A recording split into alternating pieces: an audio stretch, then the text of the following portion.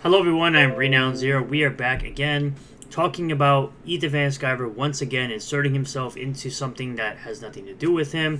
It's absolutely hilarious watching him be the center of attention, or at least try to be the center of attention, when anyone ever mentions anything about CG, because of course CG is currently crumbling beneath him or around him, with people questioning why he does trash casts, people defecting away or moving away from CG as it becomes a movement of nothing but a bunch of sycophants and a bunch of people who are just there for the drama and blood sports, not actually there for indie comics, not actually there for the love of comics. They're just there for, like I said, drama and blood sports.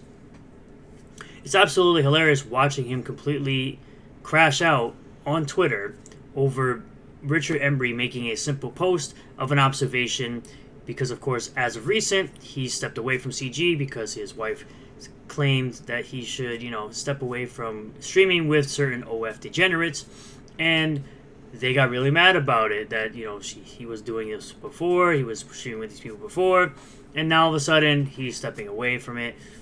And for the most part, majority of people saw it as a respectable thing. Now it is absolutely hilarious, again, like I said, Sciver inserting himself into something he really doesn't need to be inserting himself with. He should be finishing his late books and stop being a big crybaby about it. But we're going to start here, of course, with Norfolka Glorious Death #1, with the pre-order collection at 77 days to go, at 119,898 total sales, 3,026 in total books sold.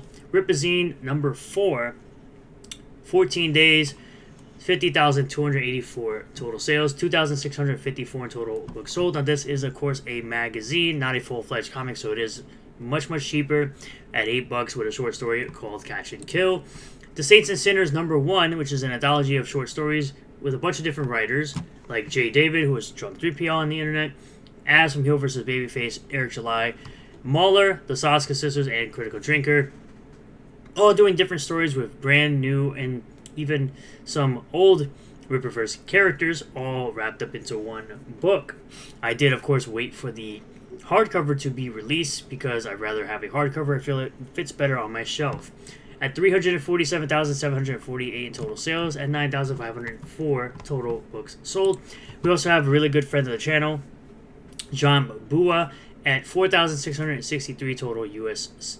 sales, United States dollars, and 148 backers. Great story pertaining to fatherhood and a great superhero story overall. Return to the olden days, I believe it was the Bronze Age of comics. So get in on this comic while you can. You can get both Heroic Tales #1 and #2 on this campaign at just $10 a pop.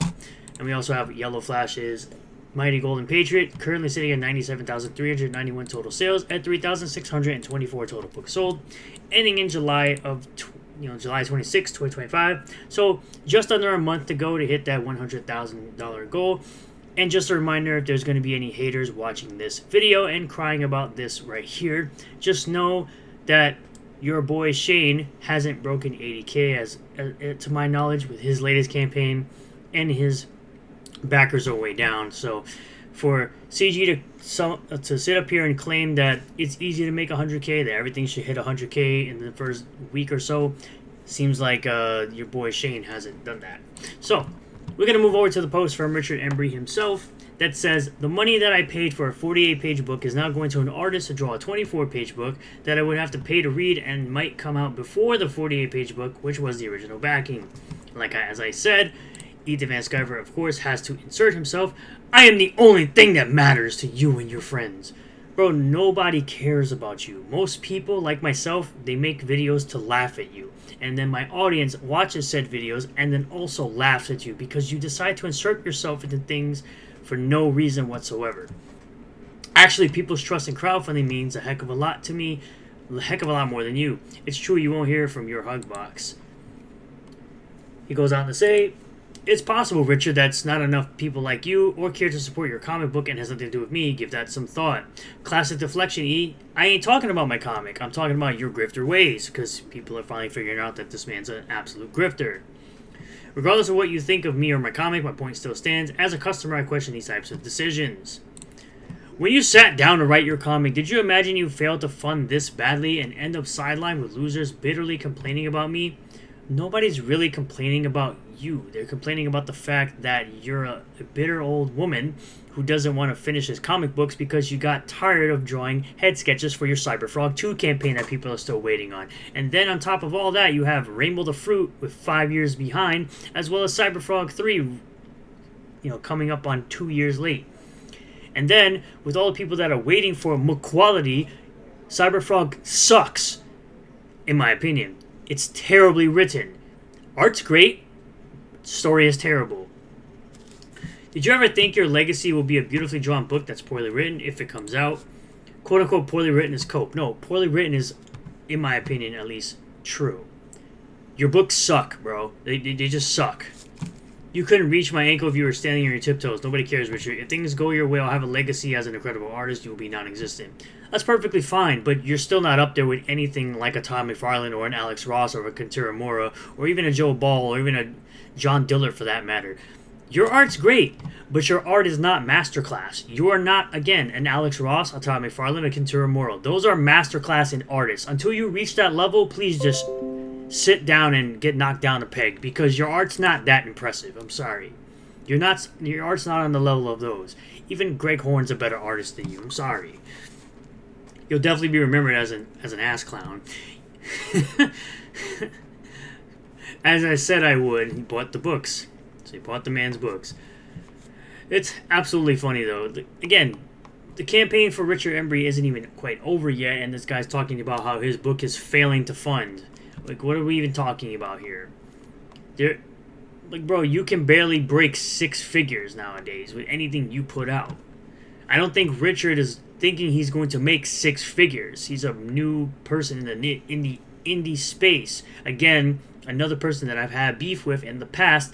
Again, allowed to shill their comic, allowed to make their comic, allowed to make money on their comic. They're allowed to do all of those things. But here's the long and short of all of this.